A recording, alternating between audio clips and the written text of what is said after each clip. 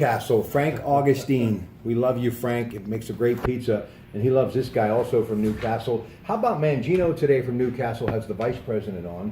I've got Jack Zarinzik from Newcastle. And they do all sorts of great fundraisers too. For the folks at Augustine's Pizza and for the folks in Newcastle and Lawrence County, they know much love for Frank Augustine. He's a pretty special guy. I mean, You know how long I've been eating Augustine's Pizza? I mean, since I was that high. Oh, yeah. let me tell you what kind of guy he is. Whenever he delivers out there to all these places he sells it, he stops off at the old homestead and gives my kids some frozen pizza. That's the kind of guy Frank Augustine is. I love him. Everybody loves Frank Augustine. Well, if you had pizza like Frank Augustine. Frank, hello. Anyway, it's National Donut Day today. Giant Eagle dropped off some donuts. You got Oakmont Bakery. It's the first of the month, so it's birthday cake. We just need a treadmill now.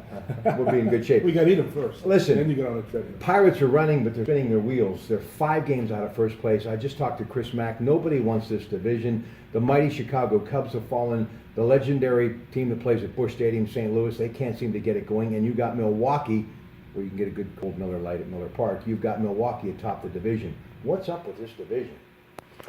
Well, it's just not a strong division right now, and I think overall you've got a lot of injuries. That's the case with Pittsburgh and a lot of these different setbacks. Cubs, interesting enough, I really thought they'd be a lot better ball club. Yeah, I can't believe Milwaukee's going to hold on. I think you're seeing flaws with Cincinnati. You know, so, I mean, it is a division up for grabs, and when you sit here and you look at where the club is at right now, regardless of how they're here, they're here. Mm-hmm.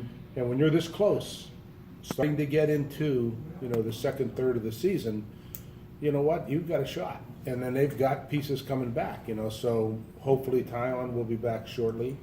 And that's a tremendous story in and of itself. Amen. You're going to get Marte back. I don't know, I can't tell you a thing about Young, but the fact that you're going to get 2 of these pieces back is a real benefit to your ball club. Well, you know, Chris said he kind of put him in a coffee can, put him up Yeah, on the shelf. yeah. But I still have to have hope that he is going to come back. Well, what Chuck Noll used to say years ago, no distractions. So if you weren't there and you weren't participating and you weren't playing, you were over here.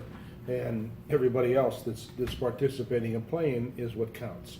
The other thing, too, any player that's been gone for this amount of time, you don't really know what you're going to get when he comes back. He hasn't been to spring training. He's not in baseball shape, regardless of what he's doing. Nothing can replicate the actual play on a major league field. So I think it's a flip of the coin what you get. So, Hey, despite all the negative, they're still in the race. they're in a race. And that's what's exciting to me. Yeah, no question. Last thing, both teams need to kind of get on a winning streak. They take on the Mets tonight. Garrett Cole gets to start. Let's end on this note. Paul Funk doing a great job on the Samsung phone. Thank you, sir. By the way, he's still waiting for Buffalo to do something. Okay? And hopefully they will soon. Mr. Wilson, God rest your soul. I'm still a big fan of the Buffalo Bills. Talk to me.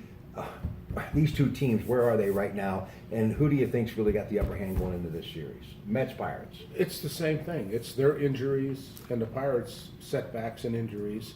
You know, they've been playing without Cespedes. You know, they don't have their ace pitcher. He's not there. Harvey hasn't been the Harvey of himself. You know, every single night, Chris and I will say, keys of the game. I can do it every night, starting pitching. Yeah. Who sets the tone is who gets on a mound tonight and who sets the tone for the ball game, because then that affects what happens to your bullpen. That affects how you attack late in the ball game. So, you know, who has upper hand tonight? These clubs are kind of in similar scenarios. Not that the Nunnings need me to come to their defense, but everybody's always complaining about the payroll. I'm one of the first to say, come on, folks.